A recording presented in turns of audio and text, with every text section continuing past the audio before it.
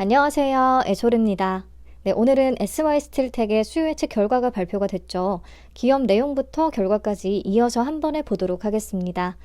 SY스틸텍은 데크플레이트를 제조하고 유통하는 회사입니다. 데크플레이트가 뭐냐면 건축물 바닥에 콘크리트를 타설하기 위한 건축재라고 생각을 하시면 되는데요. 타설은 콘크리트를 빈 공간에 부어 넣는 개념이라고 보시면 되겠습니다. 이 데크플레이트는 기존의 합판 거푸집 공법이 조금 개선된 방식이라고 해요. 그래서 거푸집 공법을 잠깐 설명을 드리자면 콘크리트를 붓기 위해서 공사 현장에서 수작업으로 합판으로 거푸집을 제작을 합니다. 그러니까 콘크리트를 타설하기 위한 틀을 합판으로 직접 만든다 보시면 되겠어요. 그 다음에 동바리라고 해서 타설된 콘크리트가 소정의 강도를 얻을 때까지 설치해 놓는 지지대가 있는데 이것을 또 설치한다고 합니다. 그 이후에 바닥에 하부 철근을 배근하고 그 다음에 콘크리트를 붓는다고 해요. 그렇기 때문에 콘크리트가 잘 굳으면 거푸집과 동바리를 해체해야 되고요. 해체한 다음에는 폐기물을 처리하는 과정까지 또 진행을 해야 한다고 합니다. 자, 근데 데크플레이트는 거푸집과 동바리 과정을 생략할 수 있는 그런 자재고요. 그렇기 때문에 공사 기간도 단축할 수가 있고 건설 산업 폐기물도 80% 감소하는 효과가 있다고 합니다. 즉, 시간과 비용을 절감할 수 있고 또 안정적인 시공이 가능하다는 장점이 있는 거죠. 기존에 사용하던 거푸집과 비교해서 내구성도 높기 때문에 사용되는 범위가 점점 확대되고 있습니다. 주거용 아파트나 오피스텔뿐 아니라 쇼핑몰이나 오피스, 또 주상복합, 물류센터 등등등 사용처가 확장이 되고 있대요. 이 회사는 주요 데크플레이트 3종을 포트폴리오로 가지고 있는데요.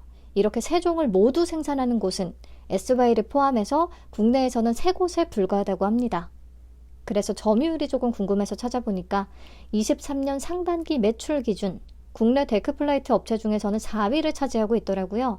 열심히 좀 영차영차 올라오고 있는 것 같고요. 설립 후 8년 만에 매출액 1,000억 원을 달성하면서 좀 빠른 성장을 보여주고 있습니다. 매출액도 꾸준히 성장을 하고 수익성도 같이 점점 좋아지고 있다는 것을 확인할 수가 있었어요. 그리고 이렇게 단기간에 안정적인 수익 모델을 갖출 수 있었던 이유로 회사는 유통과 직접 시공 간의 적절한 비중 조절을 얘기를 합니다. 건설 업황이 둔화되면 유통 비율을 높여서 마진을 확보하고 호황일 때는 직접 공사 비율을 높여서 대형 건설사 위주의 마진을 높이는 그런 전략을 취하고 있다고 해요. 회사 측의 얘기니까 이게 SY스틸텍만의 장점인지 다른 데크플레이트 업체도 다 마찬가지인지 알 수는 없지만 22년 기준 생산 가동률이 SY스틸텍은 경쟁사 대비해서 가장 높긴 하더라고요. 84%. 올해 상반기에는 92%를 찍었다고 하고요. 그래서 그냥 나름 좀 탄탄하게 효율성이 높게 잘 운영이 되고 있는 회사구나 라는 생각을 했습니다. 자, 이번 공모 자금은 전액 다 충주 2공장 증설에 쓰일 계획이라고 해요. 그래서 생산 캐파를 더 늘려나가겠다는 계획입니다. 점유율을 향상하는 데 기여할 수 있을 것으로 기대가 되네요. 괜찮은데 의문이 드는 부분은 이거인 거죠. 건설 경기가 둔화된 상황에서 건설 자재인 데크플레이트 업체의 성장이 계속 가능할 것인가? 회사 측이 제시한 표를 보시면 건설 경기가 불황으로 인해서 건축물 착공 면적이 감소한 연도에도 데크플레이트 적용 면적은 매년 10%씩의 성장을 보여줬더라고요. 그러니까 인건비를 줄이고 중대재해처벌법 시행으로 인한 안전사고를 줄이기 위해서 데크플레이트의 수요는 오히려 꾸준히 계속 증가하고 있다는 게 회사 측의 설명이라고 할 수가 있겠습니다. 그리고 건설 경기 둔화는 보통 주거용 건축, 아파트에서 주로 나타나게 되고 데크플레이트는 상업용 시설이나 지식산업센터, 물류센터 같은 특수목적 건설에 주로 쓰이기 때문에 그 위험에서는 다소 빗겨나 있다라고 설명을 해요. 실제로 수주 잔고를 보면 주거용 비중은 6% 정도밖에 안 되기는 합니다.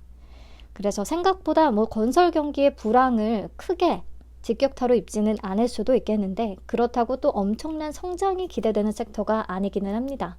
이 정도 보고 공모가 산정 내역 볼게요. 덕신하우징, 제일테크노스, 윈하이텍, 직접적인 경쟁사들을 꼽았고요. 평균 PER은 5.95배를 적용을 했습니다. 최근 4개 분기 합산 순위 96억 원 기준으로 주당 평가가액을 산출을 했고요. 할인율은 36%에서 20%를 적용을 했네요. 그러니까 공모가 산정한 플로우는 그냥 무난했다고 생각을 합니다. 그럼 이어서 수요 예측 결과 바로 보시죠. 경쟁률은 1113.85대 1을 기록을 합니다. 높죠? 1933개의 기관이 참여했고요. 비교해서 본다면 최근 종목들 중에서 참여 건수가 가장 높고 경쟁률도 가장 높습니다. 그리고 신청가격 분포표를 보면 공모가 밴드는 1,200원에서 1,500원을 제시했는데요. 1,800원 이상을 써낸 비율이 가장 높았습니다. 수량 기준으로 약 97% 정도가 됐어요. 그렇다 보니까 공모가는 상단을 300원 초과한, 즉 20% 초과한 1,800원에 확정을 합니다. 자, 의무보유 확약 비율은 건수 기준 5.79%, 수량 기준으로 6.70%를 기록했네요. 뭐 크게 의미가 있는 수준은 아닙니다. 네, 그래서 수요 예측 결과는 확약이 조금 낮기는 하지만 그래도 좋았다라고 볼 수밖에 없겠고요. 공모 개요를 다시 체크하겠습니다. 1,800원에 확정이 되면서 공모 금액은 126억 원, 시가총액은 약 551억 원의 사이즈로 상장을 추진합니다. 청약은 1일부터 2일까지 진행되고요. 환불까지 4일이 걸린다는 단점이 있습니다.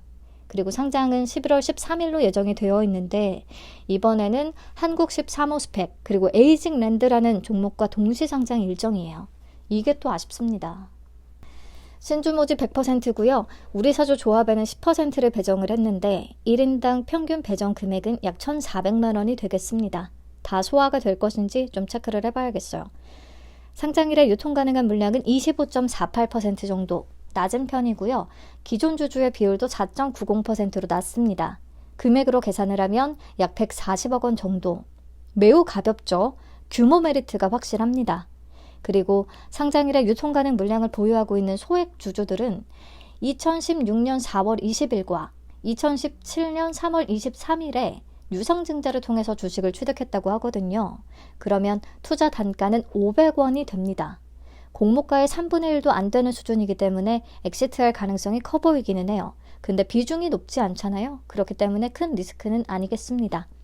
네, 그래서 수요 예측 결과와 유통 물량을 정리를 하면 유통가는 금액이 140억 원, 시가총액이 약 511억 원으로 사이즈 메리트가 분명하다라는 게 포인트고요.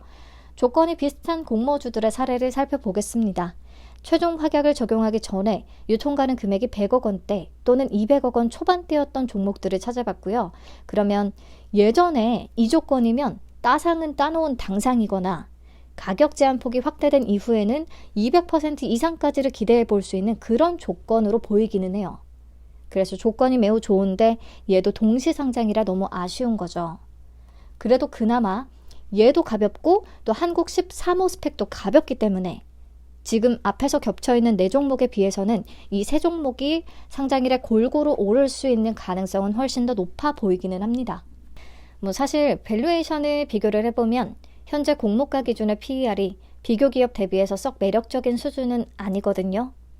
근데 이 정도 사이즈에서는 밸류보다는 수급이 훨씬 더 중요하기 때문에 사이즈 위주로 체크를 해보는 게 더 맞겠습니다. 네, 이 정도 확인을 하고요. 배정 물량과 청약 한도부터 체크를 할게요.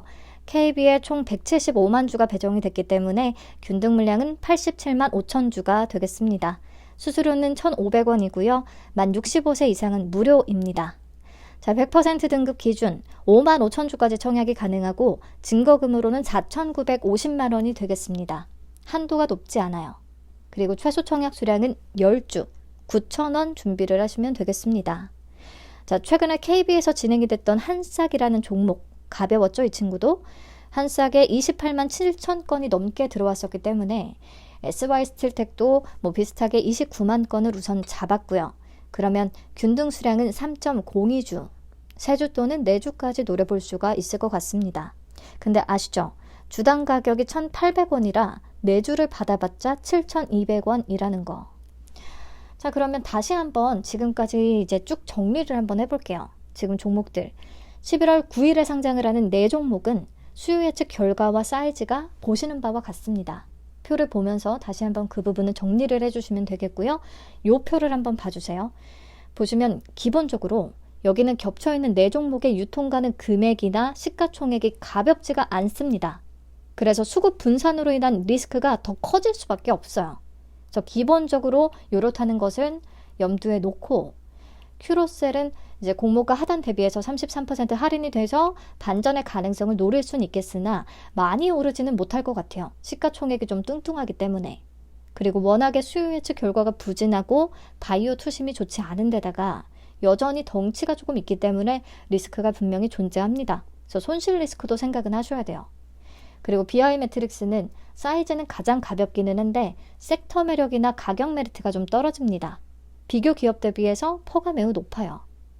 그리고 컨택은 장기 투자로 본다면 섹터 자체는 매력적인데 공모주 관점에서 덩치가 너무 크고 또 미래 추정치 기반의 공모가라서 부담스럽습니다. 메가터치는 사이즈는 그냥저냥 보통인 편이기는 한데 유통 물량 리스크가 크죠. 그래서 유통가는 금액이 시가총액의 거의 절반, 400억 원대라는 게 아쉽고요. 그나마 그래도 손실 리스크가 크지는 않아 보여서요. 경쟁률이 매우 낮아서 메가터치를 많이 받을 수가 있다면 비례까지 고려는 해볼 수 있다고 생각을 합니다. 주당 단가가 낮기 때문에 많이 받을 수 있어야 돼요. 자, 우선은 이렇게 다시 정리를 해보고요. 11월 13일에 상장하는 친구들도 비교해서 한번 보시죠. 보시면 여기는 확실하게 유통가는 금액이 SY스틸텍은 140억 원, 한국 13호 스펙은 80억 원, 에이징랜드는 상단 기준 661억 원 정도. 에이징랜드가 조금 덩치가 있긴 하지만 나머지 두 개가 워낙 가벼운 덕분에 다 합치더라도 컨택 하나에 못 미칩니다. 컨택이 900억 원이 넘어가잖아요. 그래서 여기는 세 종목이 골고루 상승할 확률이 비교적 높다고 생각을 해요. 그렇기 때문에 11월 9일에 상장하는 종목들이 혹시나 다 완전히 내키지가 않는다고 하면 비례 자금은 그냥 11월 13일에 상장을 하는 SY스틸텍, 한국 제13호 스펙, 에이징랜드에 나눠보는 것도 방법이 될 수가 있겠습니다. 자, 제가 SY스틸텍의 예상 경쟁률을 3047대 1 정도로 계산을 해봤고요. 그러면 250% 등급 13만 7천 주 청약을 가정했을 때 100% 기대 수익률 기준의 기대 수익금은 86,400원 정도. 파킹 4일치 이자 대비 4만 원대를 남길 수가 있겠다는 계산이 나왔습니다. 그냥저냥 나쁘진 않은데 아시다시피 주당 단가가 매우 낮기 때문에요. 예상보다 경쟁률이 너무 여기서 훨씬 더 높아진다면 실익이 낮을 수가 있습니다. 환불까지 4일이 소요되기 때문에 더 그렇죠. 그래도 나는 안전한 게 무조건 최고다 하시면 11월 9일 종목보다는 여기에다가 우선적으로 비례 참여를 하시면 되겠고요. 남는 돈은 9일 종목 중에서 그나마 안전해 보이는 것에 또 투자를 하시거나 그렇게 하시면 되겠고, 나는 손실을 감수하고 리스크 있는 종목에 좀 베팅을 해서 하이 리스크 하이 리턴을 노리고 싶다 하시면 4개 종목 중에서 경쟁률이 낮고 많이 받을 수 있으면서 그나마 수익 확률이 높아 보이는 것을 선택을 해서 비례자금을 좀 많이 투입해 볼 수도 있겠습니다. 다 성향 차이고 또 제 영상을 보면서도 판단하신 내용이 다 다를 것이기 때문에 정답은 없습니다. 어떤 결정을 하시든지 좋은 결과가 따르기를 바라겠습니다. 감사합니다. 좋은 하루 되세요.